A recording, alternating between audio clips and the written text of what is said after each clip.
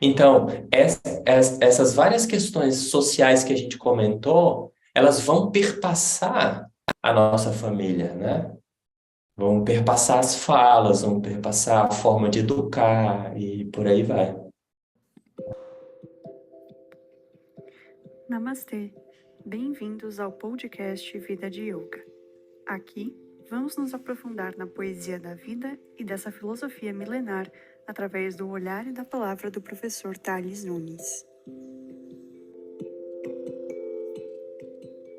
O que é o corpo sutil? O yoga vai dizer, olha, o corpo sutil está associado ao corpo físico. E esse corpo sutil, ele é um corpo de, vamos dizer assim, energia, tá? Ele não tem uma forma específica, mas ele assume as formas. Então, assim, o corpo de energia, ele assume a forma do corpo físico, tá? Então, o que que quer dizer esse corpo de energia? É o prana, né, resumindo. Então, o que que ele está fazendo nesse exato momento? Ele está, ó, fazendo o coração bater, né? Fazendo o alimento ser digerido, porque é essa força do corpo sutil que move o corpo físico. E é isso que o yoga vai dizer, tá? Do que é composto esse corpo sutil? Dos mesmos 5 elementos, no seu estado sutil. Dos mesmos 5 elementos, mas não no seu estado denso, no seu estado sutil, tá? Então, a inteligência dos 5 elementos também está no seu corpo sutil, no seu corpo de energia.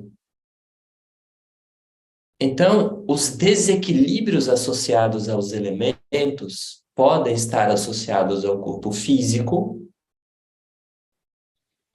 podem estar associados ao corpo sutil,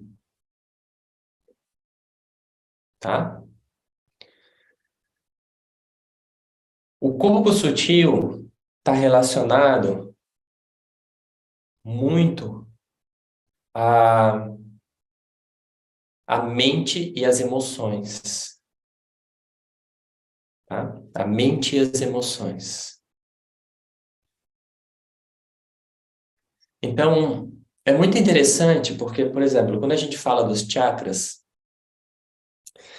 aí algumas pessoas acham que a gente está falando de coisas místicas, fora do corpo, coisas meio que a gente que não são palpáveis, né? Mas quando a gente fala dos chakras, a gente está falando de coisas palpáveis. O que a gente está querendo dizer com isso? Olha, o- a raiva é um movimento associado aos chakras, especialmente o terceiro chakra. É uma emoção associada ao terceiro chakra. A tristeza é uma emoção associada ao quarto chakra. Então, as emoções são movimentos dessa energia, desse prana no nosso corpo, certo? Bom,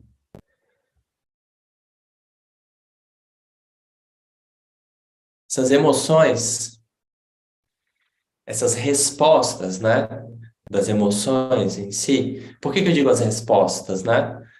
Porque, por exemplo, agora pode ser que você não esteja com nenhuma emoção assim exaltada, né, no seu corpo, na sua mente. Mas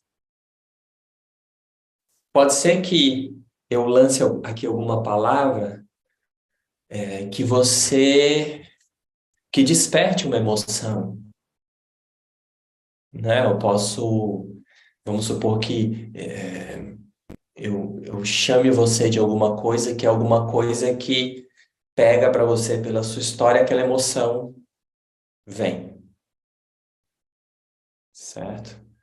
Então, por exemplo, uma vez numa aula eu usei uma palavra, muito interessante isso. Uma vez numa aula eu usei uma palavra que é uma palavra que é muito usada no Nordeste, né, no Nordeste do Brasil, onde eu nasci, né?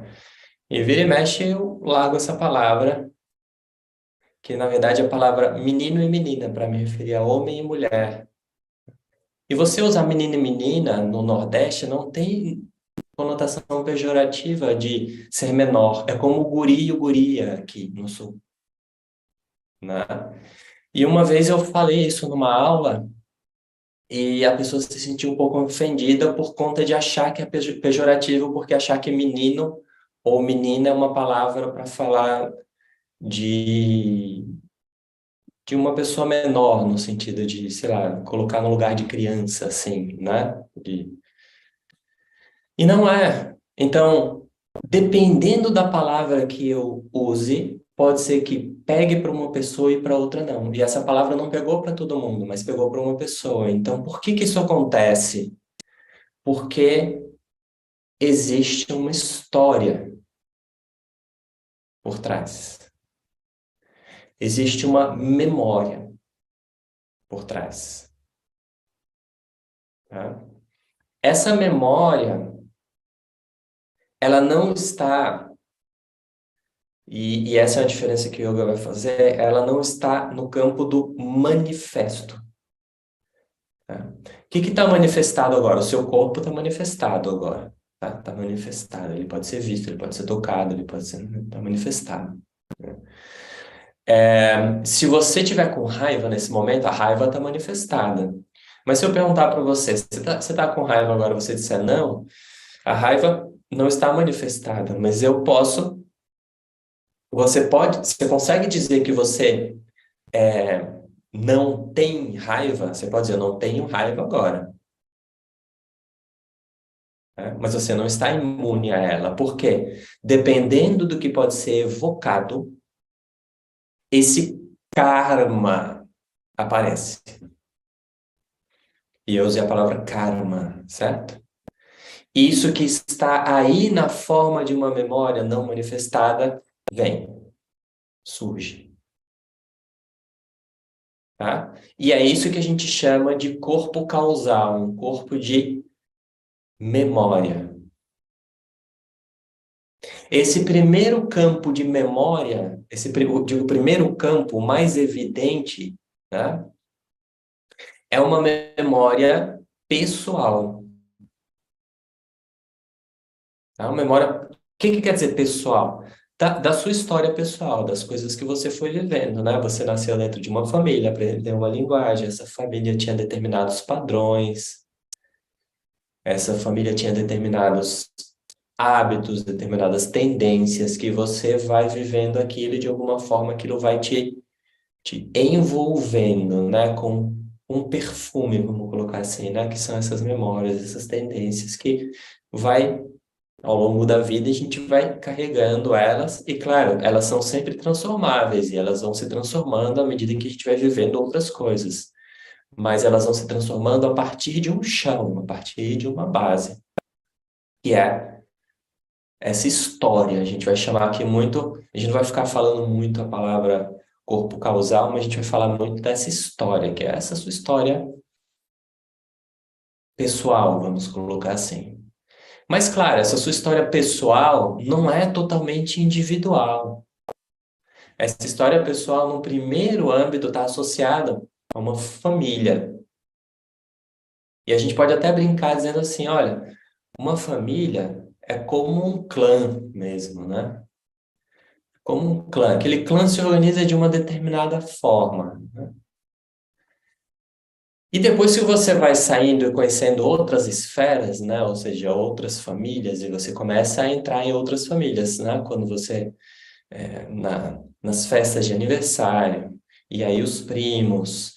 Porque quando você vê assim, né? Os nossos primos, né? Eles são uma parte do seu lado, vamos dizer assim, né? Então, vamos dizer assim que seja, você tem o tio que é irmão da sua mãe, que casou com uma outra pessoa e tiveram um filho, seu primo. Então, o seu tio é considerado desse lado do seu clã, né? A sua tia é como se fosse de outro clã que se juntou. Então, as famílias se formam assim, né? Como se dois clãs se juntassem, né? E por isso que a gente vai vendo essas diferenças entre as famílias, né? Quando a pessoa se une a outra, né? Num casamento, numa relação. Ah, na minha família é assim, mas na sua é dessa maneira, né? Por quê? Porque existe o karma. Não, karma não é uma palavra negativa, karma é nesse sentido de existe uma história dentro de cada uma dessas famílias. E quando duas pessoas se unem para morar junto, para viver junto, são dois karmas que estão se vinculando. São duas histórias que estão se vinculando e a partir desse vínculo criando uma nova história, formando uma família no sentido de criando uma nova história e novas tendências, novos hábitos a partir daqui, certo? Então, esse é o primeiro âmbito. O segundo âmbito, que era o que a gente estava analisando bastante nas outras aulas, é o âmbito social, né? Porque a família, ela é essa ponte, né? Essa ponte de inserção desse indivíduo que nasce, né? Nesse âmbito social, né? A família é uma ponte, tá? Então, essas várias questões sociais que a gente comentou, elas vão perpassar a nossa família, né? Vão perpassar as falas, vão perpassar a forma de educar e por aí vai. E tudo isso vai gerando determinadas tendências em nós. Essas tendências, que a gente está chamando de história, tá? Ela fica nesse âmbito do inconsciente, mas ela é o lugar a partir do qual a memória vem, a emoção vem, surge. Então ela tá, essa memória, essa história está sendo evocada a todo momento. Todo momento ela está sendo evocada. Tá? Ou seja, o karma está sendo evocado a todo momento, porque esse é o chão a partir do qual as emoções elas vão, né, aparecendo, as nossas reações vão aparecendo, certo?